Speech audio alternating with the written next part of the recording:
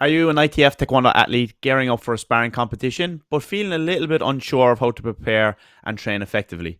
Or maybe you're a coach looking to develop the optimal fight camp for your team. Well, you've come to the right place. We will share with you the ultimate fight camp setup to help you or your athletes perform at your best for competition day. In this video, we'll cover everything from physical preparation to technical and mental training, providing you with a comprehensive guide to prepare for your next ITF Taekwondo sparring competition. So whether you're a seasoned athlete or a novice, sit back, relax, and let's get started.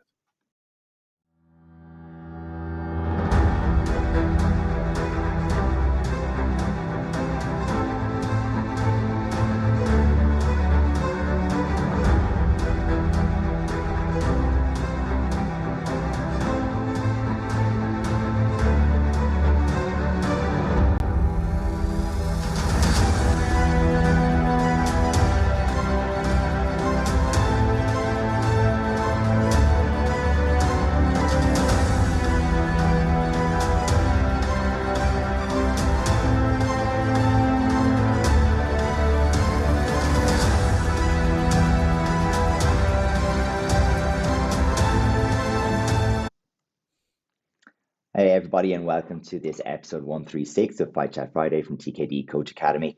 A little throwback with our intro there. We're having a little bit of fun with the audio on our regular intro, and we need to get that solved with YouTube, but technical stuff is not always our forte, so we'll do what we can.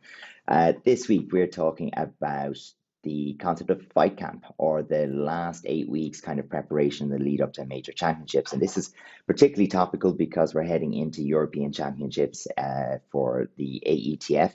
And with that in mind, teams have spent the last 12, 16 weeks, whatever it is, preparing their athletes and teams to take to the mats and to perform to the best of their ability. And they all take different approaches to it. So this, for us, is, hey, let's see if we could idealize our training program, our training scenario for an athlete, a group of athletes. Hey, what might that look like? What are the factors we consider? What were the things that we would do? And what inspiration could we take from both what's effective in our ITF Taekwondo and what we know to be effective, and what is effective across other similar combat sports? And so we want to spend a little bit of time with you today talking through our thought processes and what that might look like. Right. So what are we going to hit first, Adrian? I think we have to look at the concept of programming overall. So thinking in terms of what this means, programming is pretty much how do you spend your time. So one of the factors that really separates elite performance sport from regular participation in sport is just how much your time matters, because you compared to your opponent, the one thing that you are both limited in is time, and often who uses it most effectively over the very long term gets the most improvement in performance. So for me, I think programming is a really big start. And with that, we're still, if we take the idea of 8 weeks out, we're still looking to improve in a whole range of areas. So the idea of progressive overload still comes through for me, that we don't want to start and have a linear progression as we go through, where everything gets harder as you go towards the championships. And we don't want to be flat. So every day is the same level or intensity or volume of training. What we want to do is cycle that up and down, almost like our sine wave, to where we're going to have, let's say, for example, in 1 week, a day of moderate intensity, a day of higher intensity, your toughest day, followed by a rest day, and then maybe, moderate intensity, tough day, rest day, and that becomes your week. And then as you go through the month, the next week might have a slightly higher volume, and then the next week again, a higher volume again than that. And then you have a week with somewhat lower volume that's maybe easier than the first week, or on par with the first week of the training, which will then feel easier. And as you do this over the first month, it means that you're not as prone to fatigue, burnout, boredom. The challenge is changing every day and every week as you go along, and there's a different goal to be achieved every day and every week. So that's going to be really, really important. The other thing is, and as we get towards that second block of 4 weeks, that last week where we lower the volume a little bit and we keep the intensity high, we'll get into that later when we talk about tapering for the competition. So Richie, if we were to start with maybe one of the first things that we'll consider in terms of what to put into our programming, maybe you could lead off and tell me what you're thinking in terms of the physical preparation. Yeah, so this is going to be a major part of the preparation, of course, in sparring, it's very important. If you already have a strength and conditioning program, that is good to follow that and make sure that you're following a good program and your coach is aware of the time constraints that we have as well and is on the same, basically the same path that you're on in terms of with the programming there. So that's important that you're all on the same page.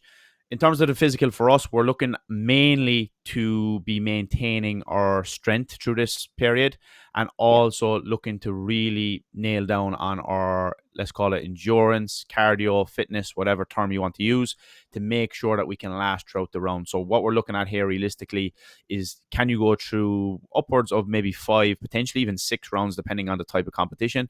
And for our international black belt level, we're looking at 2 2-minute rounds for championships with a 1-minute break. So that is dependent as well. So make sure you are aware of the rule set and what is the time limits for the competition you're preparing for.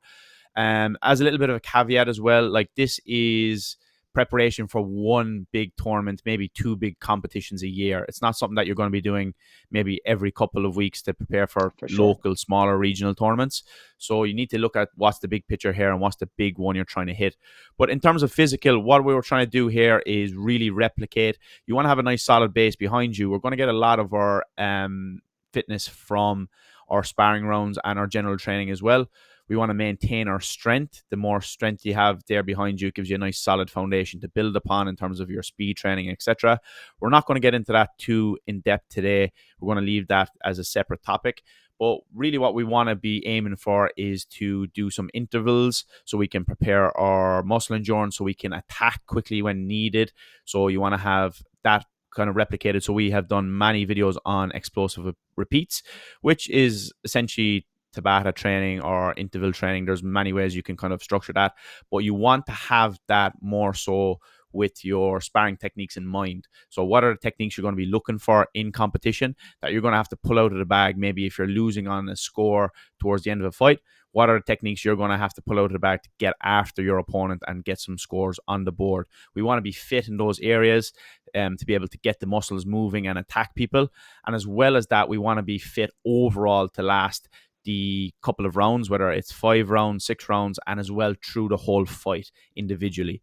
So we'll kind of get into how we'll structure that a little bit more, but that's the overarching theme that we're looking for the physical at least. So as I'm summarizing that, to me, it sounds like we're really at this stage more or less maintaining strength. Maybe we still have some more speed power work to do. We are still working on our conditioning, our physical Yeah. preparation to be able to last the rounds in the fight. Yeah, absolutely. And then, so from there, we jump into the idea of, well, our skill-based training. So this is very much linked to what is it that we're actually trying to improve about our sparring, our skill, our strategy for our sparring. And we're going to just separate this for this conversation from the sparring work that you will do to make it as close to the competition experience in terms of your sparring rounds. And the first bit of this is, with this kind of time frame involved, you would want to get quite specific in terms of, you're not doing broad general skill development at all in this phase. So at this point in time, we've really refined to the 1 or 2 skills or strategies that we really want to implement for ourselves in this upcoming championship. So what is it that I've been working on? What are the skills that I really want to hone in on and make sure that they're working well for me for the championships? And maybe also 1 or 2 things that we've identified around key opponents. So maybe Yeah. there's a counter I need, or a style I need to spar in, or something, a style I need to be capable of sparring against. Maybe it's a particular left-legged fighter or somebody who is very hands dominant, or something that I need to work around. So our skill sessions here are going to be about moving from the kind of the low representative on the pads with a cooperative partner kind of training, and turning the dial on that to bring it into a more and more and more representative and opposed scenario as we get closer to putting these things into our sparring rounds. And the goal should be on, a limited number of techniques or skills that we're trying to refine. Yeah. So as well, just a touch on that as well, the skill here, like break it down into some areas that you want to do when you're attacking, some defensive options, and also some options with common scenarios that you find yourself in. Maybe you find yourself maybe consistently chasing a match with 30 seconds to go or whatever. There's some situations there that we're going to have to prepare for and to make sure that we are ready for based on previous sparring and competitions, and also what you kind of project to be what's going to happen at this competition. So, Richie, as we look into this next element of training, where does mental training and preparation fit in this kind of 8 weeks out fight camp mentality? Yeah, so like what you need to be doing here is not cutting corners, really. That's the big overarching theme for me, because if you're cutting corners, you know. And when it comes and it gets down to the nitty gritty on the day of the competition, you know if you've been cutting corners or not. And there's no hiding that from yourself. So you need to make sure you're doing everything that is possible in your preparation. If you're expected to do X amount of repetitions, or you're expected to do training for X amount of time, you're not cutting that short, because that's going to show and it's going to impact your mental preparation, especially on the day of competition. But you need to have a couple of emotional tools ready. So I would suggest working on those throughout your preparation time to make sure that you don't come to the competition and get overwhelmed. Because we did a post yesterday on our Instagram page. The first battle really is you versus you. That is your first opponent. That is your first match. And you need to get over that, because once you get into your first one and you kind of settle in a little bit, the mental side is a little bit easier. Then you don't have to worry about it as much. It's just a bit more about mental fitness, let's say, being sharp and making good decisions, and also just having that grit inside you, that resilience that you need to be able to push through when it's necessary. So that all comes from your training. Look to seek out some good challenges in your training. Push yourself. Don't cut Mm-hmm. corners. And that will set you on a good path. Make sure you have some emotional control tools in your back pocket, and also be trying to take some notes of things that are going well for you in the lead up, which will give you that little bit of confidence going in as well. Yeah, so we'll try to incorporate that as much in the on the mat training as we can. But your rest or recovery days are a great time as well to spend some headspace time, as you said, reflecting on what's going well, doing some of that visualization work, and really building up that arsenal of confidence based on your performance, based on what you're seeing that's going well. As we move into the more specific sparring training, where does that fit in our overall program, and what does it look like, or how does it change as we go through the 8 weeks? Yeah, so for the sparring, that is going to be the main part, and where you're getting a lot of your skills from. You need to be careful as well. You're not overdoing it in terms of like heavy rounds, big contact, things like that. You need to prepare, absolutely, but you don't want to overdo it, and you want to pick the time. So definitely consider what Adrian said earlier on the programming part for this. Mm, Ideally, we want to be getting in some good rounds against good high level opponents. Also, maybe some opponents and training partners you can use to work on some areas in the build up throughout this time. for sure. For me, ideally, we want to ramp that up as well. And maybe with 3 weeks out, we want to be aiming towards where we need to be in terms of the round timing, etc. I personally like to go a little bit above. So if we're doing 2 minutes, I like to do maybe 2.5 minutes, just that extra little time to get the rounds in. Just a little bit of Hmm. confidence for yourself, and also with warnings and stoppages, etc. The mat time you're going to be in there is that little bit longer. And I'd also like in my preparation to reduce the rest time. So maybe 50 seconds, even 45 seconds sometimes instead of the minute. Yeah. But ideally, we want to ramp that up. So maybe at the start of your training camp, if you're breaking this into 8 weeks, you want to be maybe doing like 60 seconds, 70-second rounds, maybe at the beginning, and switching opponents. That is very important, that you want to Mm, be able to adapt and make good decisions with different people. That's important for us. But ideally, towards the end of that, then we should be hitting like mock competitions and like a competition, let's say almost rehearsal yeah. in maybe like two, maybe bit less, so maybe like 3 weeks to go, and then after that a little bit of a deload to prepare for the last bit of the camp, let's say. So you want to have that structure to know that you're there, and again, that's going to help with your mental preparation and let you know where you're at. You don't want to peak too soon. You know, a lot of people are guilty of that, of going absolute ham for a while and then just not being prepared, over being at their best 2 weeks before the competition. You don't want that, so you need to keep the reins on a little bit. Ideally, we want to get into some Shark Tank mode as well throughout that time, maybe week 6-ish time, where you're coming in with fresh opponents, recycling through. And if we can have replication of what's actually going to happen, a referee, live Yeah. scoring, etc., that's even better again. So we want to be really specific in our preparation. Wear your helmet, wear your dough book.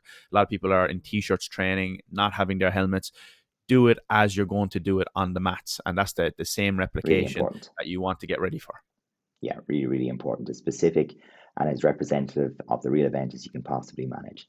So Richie used to start to talk there about the idea of deloading a little bit in the run up to the event, and this is typically called peaking, and the concept there is to get yourself to the point where you are physically prepared and ready with less than a week to go. And what you're doing then is you're turning down the volume while maintaining intensity so that you can keep that power output, you can keep that speed, that sharpness that we need for our sparring, but you take some volume off the body so that you feel fresher, that you feel light, loose, ready for action as you go. What does this look like in practice? It means in the last, say, 5 days before the competition, you start to take down the duration of the training sessions. You start to include larger gaps or breaks between your rounds or between your technical elements. But when you go at full competition speed so that you're maintaining that intensity.